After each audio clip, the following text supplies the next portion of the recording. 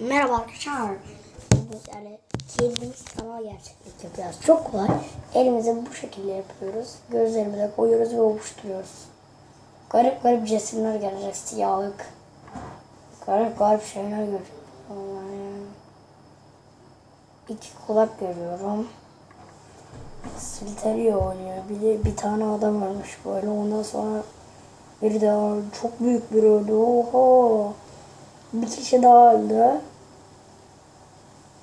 Oo. Hayalimde canlandırdığım şey gerçek oluyor.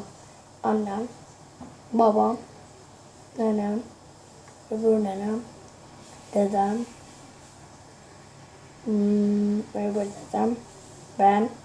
Aha vallahi çok güzel ya. Vallahi çok güzel.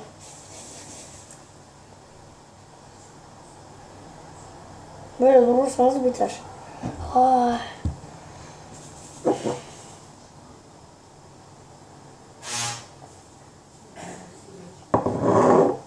Evet arkadaşlar videomuzun sonuna gidiyoruz. Bay bay. Bay bay.